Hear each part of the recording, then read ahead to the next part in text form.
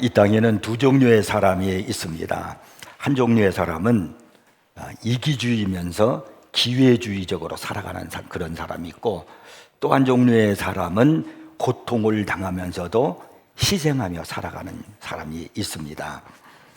근데 이 두 종류의 사람을 잘 그렇게 우리에게 이해할 수 있도록 보여주는 그런 이야기가 있습니다. 세상에서 가장 느린 달팽이의 속도로라고 하는 책이 있거든요. 그 책을 읽어보니까 거기에 이런 이야기가 실려 있습니다. 저녁 때 어깨에 달라붙은 파리를 파리채로 죽이고 말았다.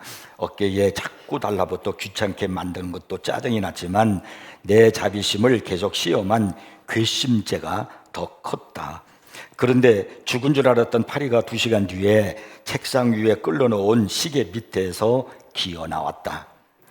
날개 한쪽은 부서져 있었다. 파리가 다시 나를 괴롭힐 수 없게 되었음을 잘 알면서도 나는 부상당한 파리를 향해서 얼른 일격을 가했다. 날개가 부서진 모습으로 방황하는 파리를 보고 싶지 않았기 때문이다. 내가 파리채로 내리친 것은 부상당한 파리가 아니라 부상당한 파리에 대한 내 혐오감 때문이었다. 자정이 다 된 좀 전에 빗자루로 방을 실다가 그 파리와 다시 만났다. 파리는 3분의 2쯤 뭉개진 몸을 이끌고 직경 1cm의 원을 그리며 방바닥을 천천히 돌고 있었다. 그냥 놓아두었으면 죽을 때까지 그렇게 그냥 돌았을 것이다. 나는 거실로 나가서 물을 벌컥벌컥 들이켠 다음 방으로 들어와서 파리채로 있는 힘껏 파리를 내리쳤다. 파리가 완전히 으깨졌다. 으깨진 파리는 파리채에 끼어 있었다. 파리를 묻어주고 싶은 생각이 들었다. 볼펜 끝으로 파리채에 끼인 파리의 잔해를 빼서 하얀 휴지 위에 조심스럽게 눕혀놓았다. 등과 배를 구분할 수 없게 되어서 제대로 눕혀놓은 건지 알 수가 없다. 갑자기 천국에도 파리가 있는지에 대해서 몹시 궁금해졌다. 천국에 대해서 연구하는 전문가가 헤아릴 수 없이 많고 천국에 대한 책도 헤아릴 수 없이 많지만 이 중차대한 문제에 관심을 주는 사람은 이 중차대한 문제에 대한 관심을 주는 사람, 이 중차대한 문제가 뭐예요? 파리요, 그 파리. 파리가 나를 이렇게 자꾸 날라와서 괴롭히는 걸, 이 사람은 그렇게 지금 표현하는 거예요. 이 중차대한 문제에 관심을 주는 사람은 내가 아는 한 단 한 명도 없고 그에 대해 언급한 책도 논문도 단 한 편도 찾아볼 수 없으니 이만저만 유감스러운 일이 아닐 수 없다. 뭐가 그렇게 유감스러운지 이제 글에 나오는 이야기예요. 지금 이 사람은 파리 한 마리를 놓고서 대단히 유감스러움을 지금 우리에게 표현해 주는 그런 글을 썼습니다. 자신을 귀찮게 하는 그 파리 한 마리 때문에 천국에 파리가 있는지 없는지에 대해서 좀 불평을 늘어놓고 있는 겁니다. 참 얼마나 어이가 없는 사람입니까? 이 사람은 다른 거 없어요. 자기 중심이에요, 그냥. 그래서 그 사람은 극도 이기주의자고 기회주의자입니다. 또 하나의 책이 있습니다. 여성 최초로 노벨 문학상을 받은 그 스웨덴 작가 가운데 라겔 뢰프라고 하는 여인이 쓴 진홍 가슴새라고 하는 그런 동화책이 있습니다. 거기에 보면은 이런 이야기가 실려 있어요. 옛날 하나님께서 세상 만물을 지으실 때 저녁 무렵이 되어서 잿빛 털을 가진 조그마한 새 한 마리를 만드셨습니다. 그리고는 진홍 가슴새라는 이름을 붙여주셨습니다. 그런데 이 새가 하나님께 여쭈었습니다. 하나님, 저는 온통 잿빛 털을 가지고 있는데 어찌하여 진홍 가슴새라는 이름을 붙여주셨습니까? 그러자 하나님께서 대답하셨습니다. 내가 진정한 사랑을 베풀 수 있게 될 때 진홍 가슴새라는 이름에 합당한 깃털을 갖게 될 것이다. 그 후로 오랜 세월이 흘렀습니다. 그리고 어느 날 진홍 가슴새 둥지 근처 언덕에 십자가가 세워졌고 십자가 위에 한 사람이 매달려 있었습니다. 이 광경을 보던 진홍 가슴새는 그 십자가에 달린 사람에게로 홀홀 날아갔습니다. 가까이 가서 보니까 그 사람의 이마에는 가시면류관이 쓰여 있었고 가시가 박힌 상처에서 검붉은 피가 솟아나고 있었습니다. 그래서 새는 자신의 자그마한 부리로 가시를 하나씩 뽑아내기 시작했습니다. 그 가시가 뽑힐 때마다 피가 솟아나서 이 작은 새는 온통 피투성이가 되고 말았습니다. 그런데 희한한 것은 나중에 자기 몸에 피를 씻으려고 아무리 씻어도 지워지지 않았고, 결국 그 새의 목덜미와 가슴에는 선명한 핏자국이 남게 되었습니다. 그리고 그 새가 낳은 새끼들은 모두 목덜미와 가슴에 선명한 진홍빛 털이 생기게 되었습니다. 결국 이 새는 하나님이 지어주신 이름대로 진짜 진홍 가슴새가 된 것입니다. 자기의 고통을 감수하면서 그 이마에 박힌 가시를 빼내주기 위해서 부리로 자기의 부리가 상처를 당하고 피가 자기 몸에 다 묻는 고통을 당하면서도 희생한 그런 새의 이야기를 사람들의 이야기로 빗대어서 이야기를 하고 있는 겁니다. 이렇게 세상에는 두 종류의 사람이 있다는 거예요. 하나는 파리 때문에 불평하고 천국에서조차 유감스러움을 나타내는 이기주의자가 있고, 또 한 사람은 남의 가시를 빼내어 주느라고 내가 고통을 당하면서도 희생하는 사람이 있다는 거예요. 오늘 우리가 성경 본문에 읽었지 않습니까? 이 성경에 나오는 사람이 나와요. 거기 한 사람이 등장하는데 그 사람 누구냐면 시므이라고 하는 사람입니다. 근데 이 사람은 어떤 사람이냐면 철저한 이기주의자이고 그리고 기회주의 사람입니다. 이 사람은 다윗에게 상처를 준 사람이고 고통을 준 사람이었습니다. 이제 다윗이 죽고 나면서 이제 그의 아들 솔로몬이 이제 왕이 되었습니다. 그리고 난 다음에 이 솔로몬이 이제 시므이라는 이 사람을 호출을 했습니다. 그리고 그에게 이제 명령을 내리는 겁니다. 그것이 오늘 본문 36절, 37절에 기록되어 있습니다. 너는 예루살렘에서 너를 위하여 집을 짓고 거기서 살고 어디든지 나가지 말라. 너는 분명히 알라. 내가 나가서 기드론 시내를 건너는 날에는 반드시 죽임을 당하리니 내 피가 내 머리로 돌아가리라. 이 시므이를 향해서 솔로몬이 명령을 내리는데 무슨 명령을 내리냐면 너는 예루살렘에서 살고 예루살렘을 떠나지 말라. 내가 만약에 예루살렘을 떠나는 날에는 내가 너를 죽일 것이다. 이런 명령이었습니다. 그러면 이런 솔로몬 왕이 명령을 내린 이 시므이라는 사람, 이 사람은 도대체 구체적으로 어떤 사람일까요? 그래서 우리가 한번 본문에서 첫째로 시므이는 누구인가에 대해서 생각해 보려고 합니다. 이 시므이는 사울 왕가의 후손이었습니다. 이스라엘은 사울 왕 때 하나님께서 통일 왕국을 세워주셨습니다. 그래서 이스라엘 나라의 초대 왕이 누구냐면 사울이었습니다. 이 사울은 하나님께서 은혜를 베푸셔서 그가 왕이 될 수 있는 자격이 전혀 없음에도 불구하고 그는 지파로 보더라도 베냐민 지파로 가장 작은 지파의 사람이었습니다.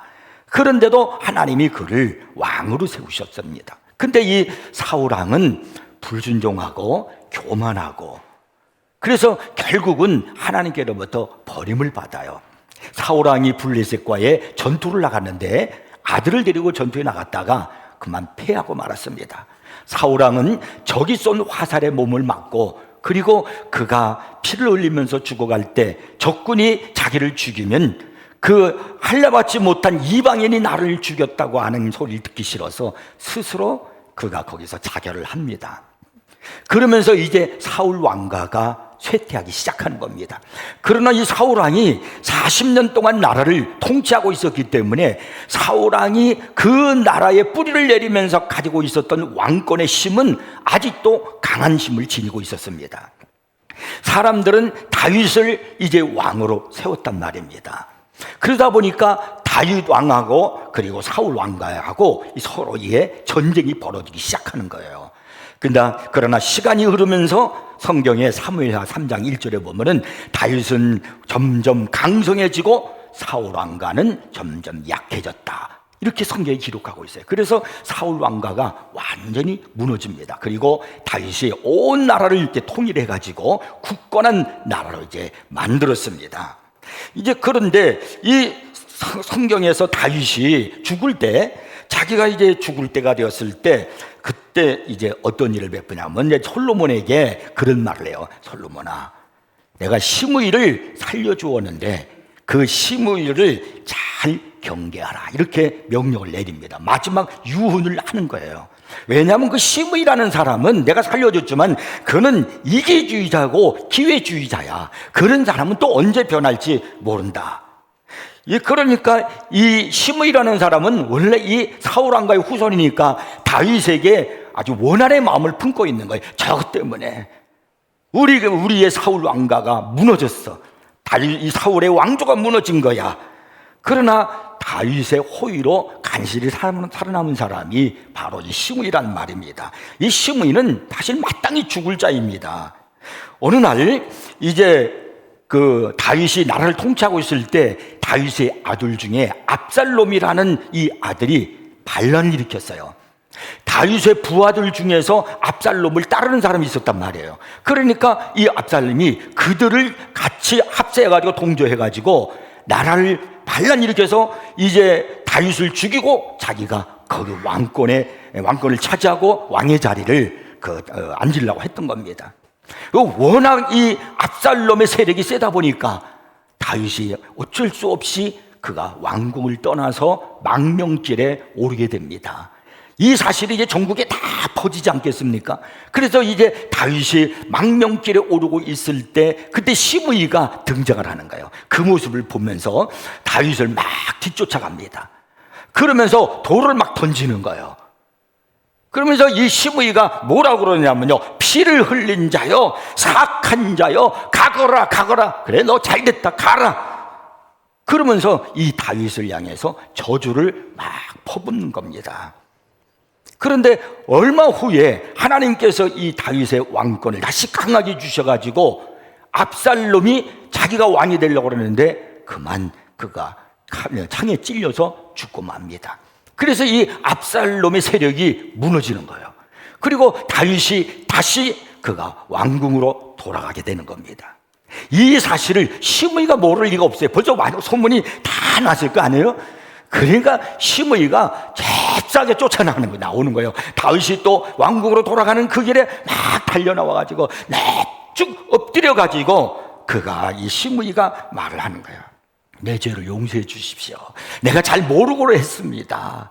다윗 왕과 같이 이렇게 훌륭하신 분 막 죽여내오면서 그러면서 이렇게 위대하신 분을 제가 모르고 실수를 했습니다.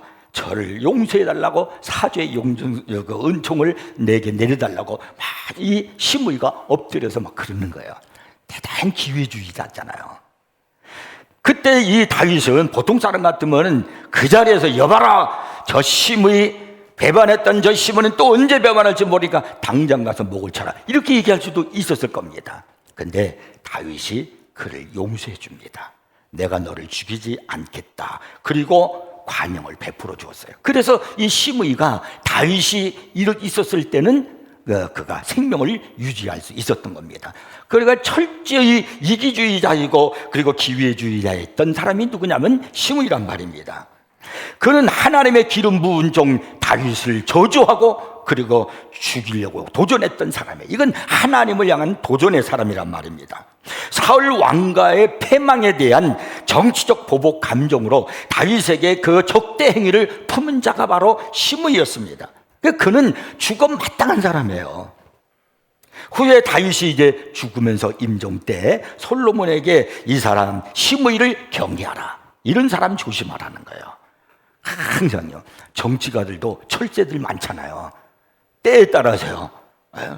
이쪽 땅에 갔다 저쪽 땅에 갔다. 여러분 아마 그런 거 많이 보셨을 거예요. 철새인 사람들이 많아요. 이런 사람들은 정말 조심해야 됩니다. 언제 변할지 또 모르는 거예요. 그러니까 이 다윗이 죽으면서 솔로몬아, 시므이를 경계하라, 이렇게 그 다윗이 얘기를 했던 겁니다. 그때 다윗이 이제 죽고 난 다음에 솔로몬이 왕이 되어서 이제 시므이를 이제 불러들여서 하는 말이 뭐냐면, 너는 예루살렘에서 너를 위하여 집을 짓고 거기서 살고 어디든지 나가지 말라. 이것은요 솔로몬이 시므이에게 내린 은총입니다. 어떻게 보면은 이건 일종의 주거 제한령처럼 보일 수가 있어요. 넌 예루살렘 벗어나지 말라. 그러니까 이것은 제한처럼, 부자유처럼 느낄 수 있을지 모르지만은, 그러나 사실 이것은 시므이에겐 복음이에요. 살 수 있는 길이잖아요. 솔로몬이 얼마든지 죽일 수 있잖아요. 그럼에도 불구하고 그에게 살 수 있는 길을 열어준 거예요. 예루살렘 벗어나지 마라. 여기서 살아라. 이건 복음입니다. 왜 그것이 복음인가? 잠시 후에 제가 좀 더 설명을 드리겠습니다. 그리고 축복이란 말입니다.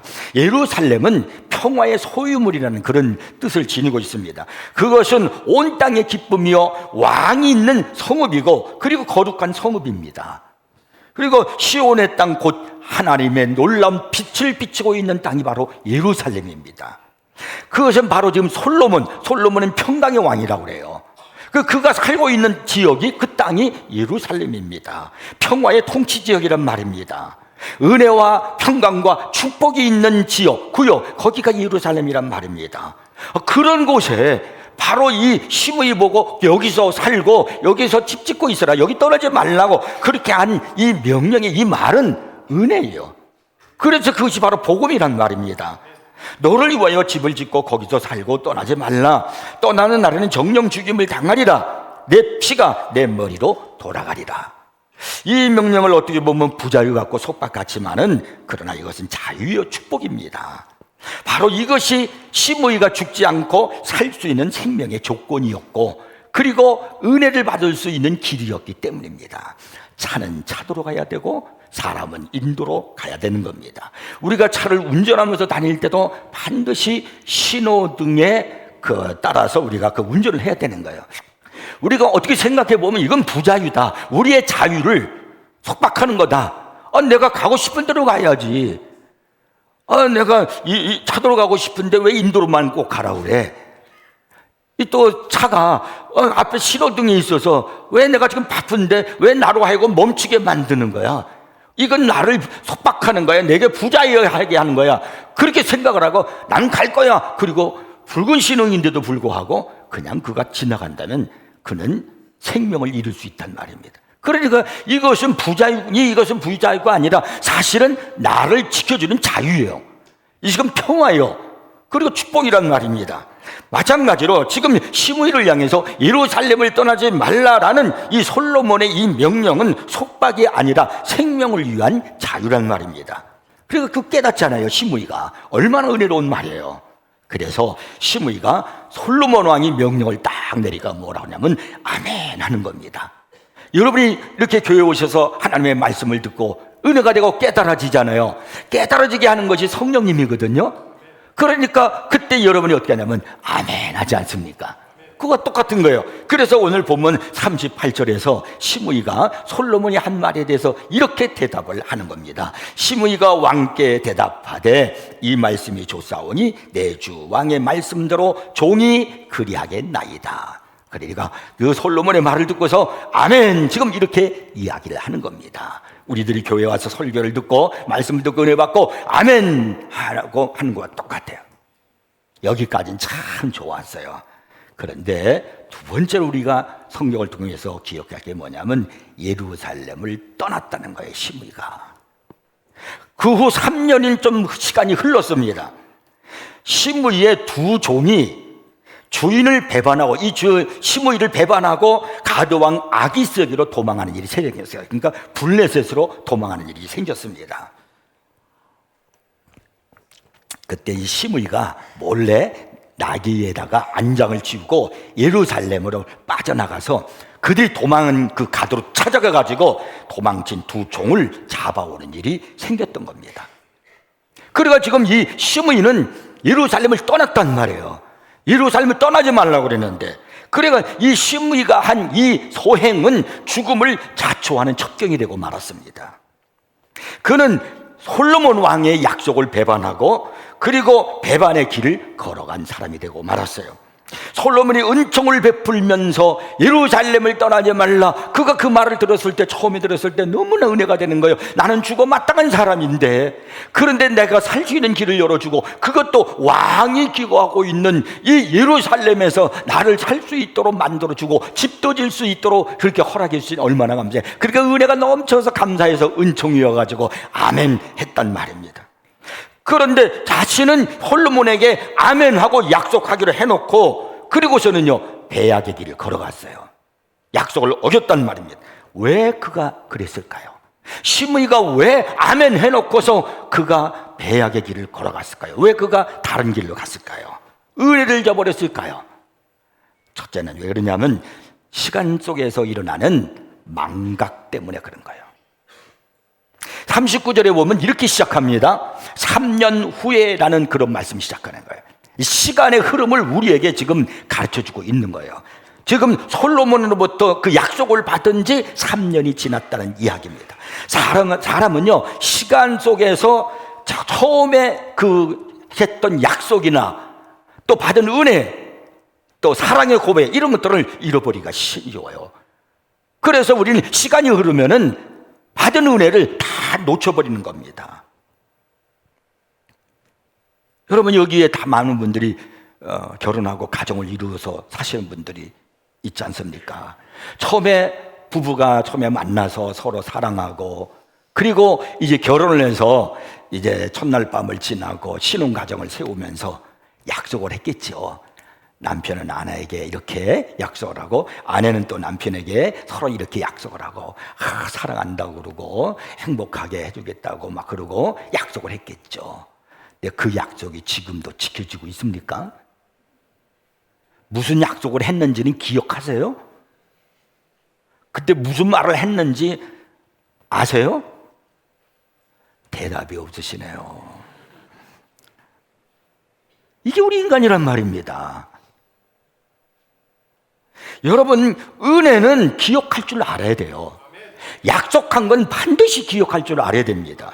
원한은 잊어야 되고 은혜는 기억해야 된다라는 그런 말 있지 않습니까? 나쁜 일은 빨리 잊고 좋은 일은 오래 기억해야 됩니다. 그래서 원한은 모래 위에 쓰고 은혜는 바위 위에 쓰라는 그런 말이 있는 겁니다. 그러나 대부분의 사람들은요 정반대로 살려고 합니다. 은혜는 물 위에 쓰고 원한은 가슴에 파묻습니다. 죽을 때까지 못 잊는 게 아니라 죽어서라도 못 잊겠다는 거예요. 이렇게 살면 되겠습니까? 은혜는 기억해야 됩니다. 은혜를 기억하고 사랑을 기억하는 것은요 성령 받은 사람들이 반드시 해야 할 일이에요. 왜냐하면 예수님은 요한복음 16장에서 성령에 대한 말씀을 하시면서 그 4절에 이렇게 말씀을 하셨거든요. 내가 너희에게 말한 이것을 기억나게 하려 함이요. 누가? 성령님이요. 그래서 우리로 하여금 깨닫게 하고 기억나게 하는 것이 성령의 역사라는 겁니다. 그래서 성령 받은 자는 은혜를 잃어버리지 않습니다. 목사님이자 찬송가 작가인 영국의 존 뉴턴이라는 분이 있죠. 그 유명한 분입니다. 이분이 찬송을 만든 그 찬송 중에 가장 유명한 것이 뭐냐면 305장 나 같은 죄인이에요. 전 세계적으로 가장 감동하고 그리고 많이 불려진 찬송이 찬송일 거예요. 나 같은 죄인 살리시 그 은혜 놀라와. 이 찬송 모르는 사람 없잖아요. 이것을 이분이 존 뉴턴 목사님이 이 찬송을 만드신 거예요. 그런데 이 존 뉴턴 목사님이 어느 날 이런 말을 했어요. 참 이 말이 우리에게 감동으로 다가옵니다. 내가 천국에 가게 되면 거기서 나는 틀림없이 깜짝 놀랄 일 3가지를 보게 될 것이다. 하나는 그 사람은 틀림없이 천국에 와 있으리라고 생각했는데 와보니 천국에 그 사람은 없더라는 것이다. 또 한 가지는 저런 사람은 천국 가는 담 쌓았다.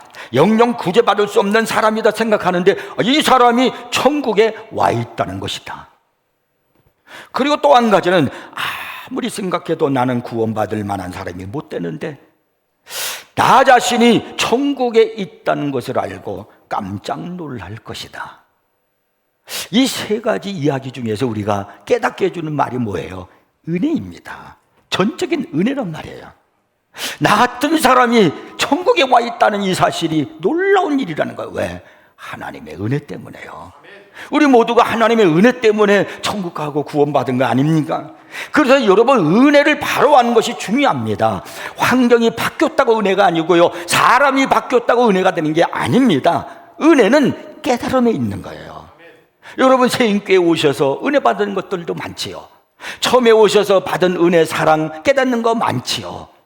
근데 우리는 시간의 흐름 속에서 그걸 놓쳐버릴 때가 얼마나 많습니까? 은혜를 은혜로 아는 것이 중요하단 말입니다. 이스라엘 백성들이 430년 동안 노예로 애굽에서 있었습니다. 하나님께서 모세를 보내가지고 이스라엘 백성들을 거기에서 구원해냈습니다. 이스라엘 백성들을 향한 하나님의 사랑의 열심은 대단했습니다. 당시 세계에서 가장 강력한 나라를 구축하고 있었던 이집트, 애굽, 그게 왕 바로는 엄청난 힘을 지니고 있었습니다. 그 바로의 왕의 마음을, 강팍한 마음을 거꾸로 들이기 위해서 하나님께서 10가지 재앙을 그 나라에 내리시는 거예요.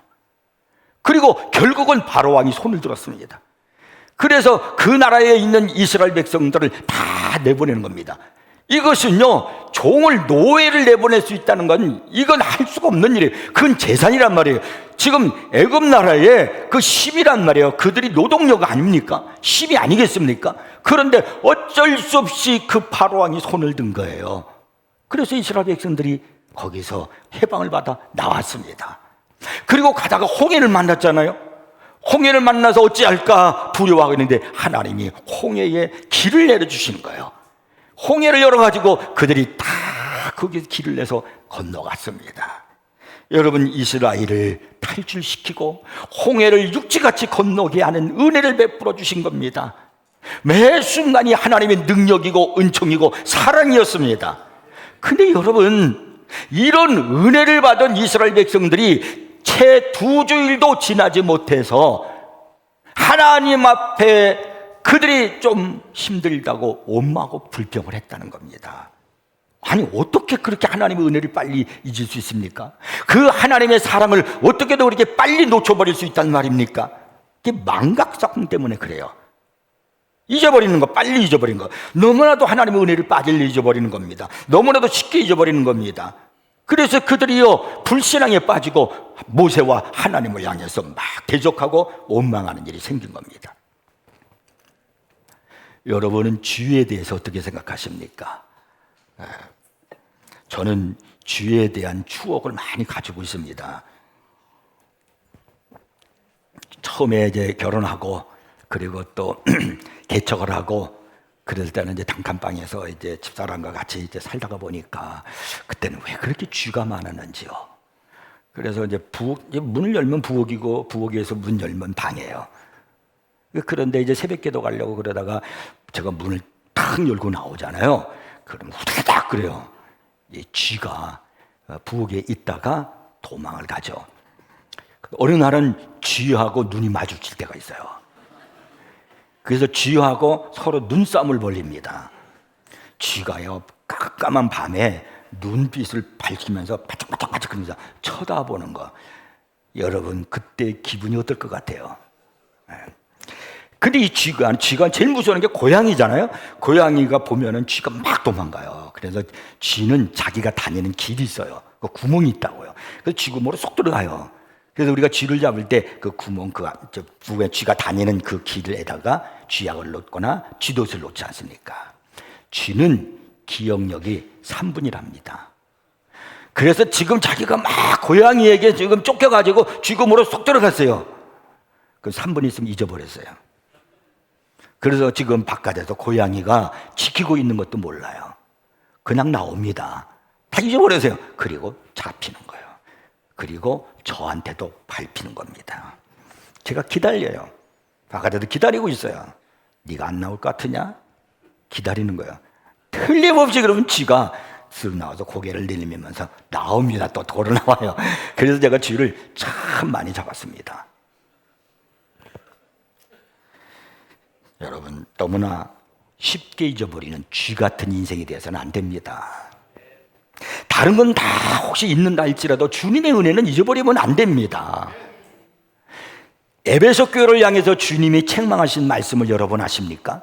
우리가 요한계시록 2장 3장에 보면 7교회가 나오거든요. 이 7교회는 시대적인 교회의 모습이다 라고 이야기도 하고, 또 시대적인 성도의 신앙의 모습이다라고도 말합니다. 제일 먼저 나오는 교회가 에베소 교회예요. 첫 번째로 나오는 교회가. 사도 바울이 사역을 하면서 가장 오랫도록 교회를 세우고 목회를 한 곳이 어디냐면 에베소 교회입니다. 그만큼 에베소 교회에 정이 들고 그의 사랑이 묻어 있는 곳이었습니다. 그런 그 에베소 교회가 첫 번째예요. 그런데 마지막 7번째 교회는 종말의 모습을 보여주는 교회예요. 그럼 우리 시대에 같은 이 시대의 교회의 모습을 표현해주고 있는 그런 교회의 모습이 7번째 교회예요. 그게 바로 라오디게아 교회입니다. 그 라오디게아 교회의 모습을 읽어보시면 꼭 이 시대 신앙생활하는 성도들의 모습을 너무나도 잘 성경이 표현하고 있는 겁니다. 근데 그 첫 번째 교회, 그 에베소 교회를 향해서 주님이 뭐라고 책망을 하셨는가? 요한계시록 2장 4절 5절에 보니까 이렇게 말씀합니다. 그런 너를 책망할 것이 있나니 너희 처음 사랑을 버렸느니라. 그러므로 어디서 떨어졌는지를 생각하고 회개하여 처음 행위를 가지라. 만일 그리하지 아니하고 회개하지 아니하면 내가 내게 가서 내 촛대를 그 자리에서 옮기리라. 에베소 교회는 믿음이 좋은 교회였습니다. 성경 공부를 많이 한 교회였습니다. 기도하는 교회였습니다. 거기는 참 신앙이 성숙한 사람들도 많이 했습니다. 악한 자들을 용납하지도 않는 그런 의로움도 가지고 있었습니다. 그런데 책망을 했어요. 에베소 교회를 향해서. 무슨 책망을 했습니까? 너희 첫사랑을 잃어버렸다는 거예요. 너희들이 어디서 떨어졌는가 생각하라. 너희들이 내가 가서 뭐 복음을 전하고 은혜를 받았을 때 가졌던 그 첫 열정, 첫 은혜, 그 첫사랑, 그걸 잃어버렸다는 거예요. 그래서 지금은 변질됐다는 거 아니겠습니까? 은혜를 잃어버리면 안 됩니다. 여기서 여러분, 우리가 시므이를 생각해 볼 때 그는 다윗으로부터 은혜를 받은 사람이에요. 그리고 또 솔로몬으로부터 은혜를 받은 사람이에요. 그러면 그걸 잊어버리면 안 돼요. 그 약속을 지킬 수 있는 그 은혜가 계속 지속되는 비결이 뭐냐면 예루살렘을 떠나지 않는 겁니다. 그런데 이 시므이는 그 은혜를 잃어버렸어요. 에베소 교회도 그 은혜를 잃어버렸어요. 그래서 모두가 다 문제가 발생하는 겁니다. 은혜를 잊지 않기를 바랍니다. 아무리 시간이 흘러도, 아무리 세월이 지나도 받은 은혜, 받은 사랑 잊지 않기를 주의 이름으로 축복합니다. 그 다음에 두 번째는 왜 시므이가 그랬냐면요, 이기주의적 자기 욕망 때문에. 다 모든 문제는 자기의 탐욕 때문에 그런 거예요. 이 욕심 때문에요. 시므이가 왜 예루살렘을 떠나게 돼요? 자기 집에 있는 두 종이 도망을 간 거예요. 그 종은 재산이요, 시므이에게 재산이요. 그러면 그 재산을 지금 잃어버렸단 말이에요. 그러니까 재산을 잃어버렸으니까 이거 돈을 잃어버렸는데 한 사람이 얼마씩인데 이거 둘이면 얼마야? 그러니까 그 재산을 잃어버린 것을 재산을 다시 찾기 위해서 그 욕망 때문에, 탐욕 때문에 그가 솔로몬으로부터 받은 어명을 잃어버리고 예루살렘을 떠나게 되는 겁니다. 자기 욕심에 사로잡히잖아요. 그러면 믿음을 잃어갑니다. 우리가 탐욕에 사로잡히면요, 우리의 영혼이 흐려져요. 하나님의 말씀이 점점 나에게서 멀어지는 겁니다. 하와가 하나님께서 창세기 2장 17절에서 선악을 알게 하는 나무의 열매는 먹지 말라, 내가 먹는 날에는 반드시 죽으리라 이렇게 말씀하셨음에도 불구하고 하나님처럼 눈이 밝아지고자 하는 그 자기 욕망, 탐욕에 사로잡혀 가지고 하나님 말씀을 잃어버리고 선악과를 따먹고 만 겁니다. 이게 인간이에요. 다 여러분 문제가 어디서 오느냐? 이 욕심 때문에, 탐욕 때문에. 자기 욕심에 사로잡힌 가룟 유다, 우리 구세주여 주님이신 예수님을 은 30냥에 팔아버리는 배신자가 되고 마는 겁니다. 욕심이 이렇게 인생을 배반자로 만드는 거예요. 우리가 성경을 보면은 이 바울에게는 훌륭한 좋은 사람들이 있었는데 이런 역사적인 얘기가 있습니다. 바울이 복음을 전도를 할 때 오른편에는 항상 누가가 있었다. 그리고 왼편에는 데마가 있었다. 그러니까 오른편과 왼편에 있는 사람은 바울 곁에서 가장 바울을 돕고 같이 사역을 했던 그런 동력자를 표현하는 거예요. 그런데 우리가 디모데후서를 보면은 사도 바울이 뭐라고 그러냐면요, 이 데마, 내 곁에 있었던 이 데마는 저는 세상을 사랑하여 데살로니가로 갔고 나를 떠나 데살로니가로 갔다는 거예요. 세상을 사랑했어요. 내가 이렇게 바울을 따라다녀 보니까, 복음을 전하다 보니까 처음에는 은혜 받을 땐 좋았거든요. 그래서 그렇게 충성했거든요. 근데 너무 힘든 거예요. 내가 이렇게 신앙생활 해가지고 얻는 게 뭔가, 이렇게 힘들게 내가 봉사해가지고 내가 나한테 찾아오는 것이 뭔가, 내가 왜 이렇게 신앙생활 해야 돼? 내가 뭐하러? 그러니 편하게 신앙생활 하자. 이렇게 할 거 뭐 있어? 그래서 바울을 떠나서 데살로니가로 갔다는 거예요. 이 배신이 왜? 은혜를 잃어버렸기 때문이에요. 저는 우리 사랑하는 새인교 성도 여러분, 어떤 경우에도 은혜를 놓치지 않기를 바랍니다. 끝까지 변하지 말고 주님과 함께하는 성도가 되십시오. 마지막 세 번째로 생각할 게 뭐냐면 시므이의 최후입니다. 예루살렘을 떠난 시므이의 최후. 그것이 41절부터 46절까지 나와요. 마침내 예루살렘을 떠난 그 솔로몬과의 언약의 말씀을 벗어난 시므이가 재판을 받고 죽임을 당하는 그런 사건이 나옵니다. 솔로몬은 그 시므이를 향해서 뭐라고 말씀하느냐면 44절에 보니까 내 마음으로 아는 모든 악이라고 그랬어요. 가장 큰 죄라는 거예요. 내 마음으로 아는 모든 악, 그것이 바로 이 시므이의 죄라는 거예요. 하나님께 너 은혜 준 거 알잖아. 우리가 예수 믿는 건 내가 잘나서 예수 믿는 게 아니라 하나님의 은혜로 예수 믿고 하나님의 은혜로 구원받았잖아. 그리고 하나님의 은혜로 자녀가 되어서 그리고 기쁨 받아 지금 내가 살고 있는데, 근데 지금 나의 모습은 뭐냐는 거예요. 내가 지금 하나님의 약속을 벗어버리고 그리고 내 욕심을 따라 살아가고 있지 않은가. 이게 바로 내가 내 마음으로 아는 모든 악이에요. 결국 하나님은 솔로몬은 분하야라는 장군을 보내가지고 시므이를 목을 쳐서 죽여버립니다. 우리 모두는요, 죽어 마땅한 죄된 과거를 가진 자들입니다. 죄인된 우리에게 왕 대신 예수 그리스도께서 뭐라고 하냐면 예루살렘에서 살라시는 겁니다. 예루살렘에서 집을 짓고 거기 떠나지 말고 살라고 말씀하는 겁니다. 예루살렘은 우리 주 예수의 은혜가 있는 평강의 통치구역입니다. 거기에는 솔로몬이 있었잖아요. 그러니까 여러분, 예루살렘에는 솔로몬이신 우리 주 예수 평강의 왕, 바로 우리 주님이 통치하시는 구역을 말하는 겁니다. 우리의 과거는 어땠습니까? 성경의 에베소서 2장 3절에 보니까 우리의 과거의 모습을 성경은 이렇게 말씀합니다.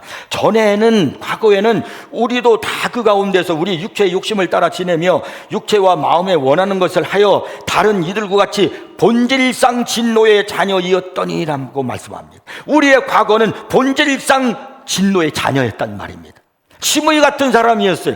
당연히 우린 죽어 마땅한 자들이었어요. 죄로 말미암아 심판받는 자들이었어요. 그런데 예수 그리스도로 말미암아, 주님의 구속으로 말미암아 이제는 그 모든 죄가 용서를 받고 예루살렘 안에 살게 되었고 그리스도의 피로 가까워진 줄 믿으시기 바랍니다. 그러면서 에베소서 2장 19절은 또 이렇게 말씀합니다. 그러므로 이제부터 너희는 외인도 아니요 나그네도 아니요 오직 성도들과 동일한 시민이요 하나님의 권속이라. 이제는 우리가 하나님 앞에 있는 한, 예수님과 함께하는 한, 예루살렘을 떠나지 않는 한 우리의 앞길에는 푸른 초정과 실만한 물가가 놓이는 거예요. 양들이 목자와 함께하는 한, 목자의 테두리 안에 있는 한, 목자를 떠나지 않는 한 양들은 보호를 받고 그리고 먹을 것을 인도함을 받습니다. 물고기의 자유와 생명은 물 안에 있을 때예요. 물고기는 물을 떠나면 죽습니다. 기차는 철로 위를 달릴 때만 기차로서의 가치가 있는 겁니다. 기차가 철로를 벗어나면 탈선해서 큰 사고를 일으키는 겁니다. 인간은 바로 대기권 안에 있을 때 자유와 그리고 행복이 있는 거예요. 대기권 산소가 없는 것을 벗어나면 우리는 죽을 수밖에 없는 겁니다. 우리 그리스도인은 하나님 안에서의 통제, 바로 다시 말씀을 드리면 예수 그리스도 안에서의 제한이 있어야 되는 겁니다. 예루살렘을 떠나지 말라. 이거 구속이 아니요 압박이 아닙니다. 무궁무진한 자유요 생명인 겁니다. 홀이라고 하는 사람은 예루살렘을 떠난 시므이에 대해서 이렇게 평가를 내렸어요. 그는 종들을 찾으려 했으나 자기 자신을 잃었다. 땅에 있는 모든 것들은 우리의 종들이며 땅에 있는 모든 것들이 우리의 종들이다. 그러니까 시므이에게 종이 있었던 것처럼 세상에 있는 것, 세상 것들, 우리가 가지려고 하는 것들, 그거 우리 종이라는 거예요. 그렇죠?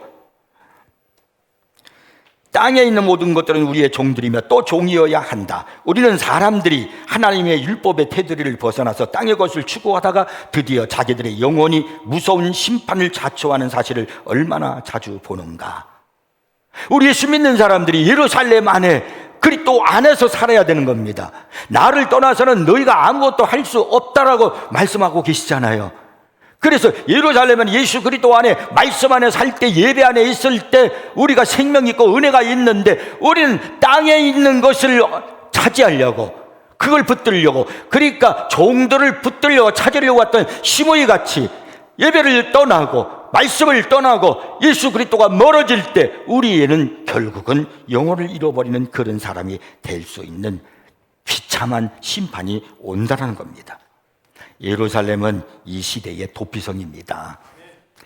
여러분, 노아 방주가 당시의 구원선이었던 것 마찬가지로 예수 그리스도만이 살 길임을 믿으시기 바랍니다.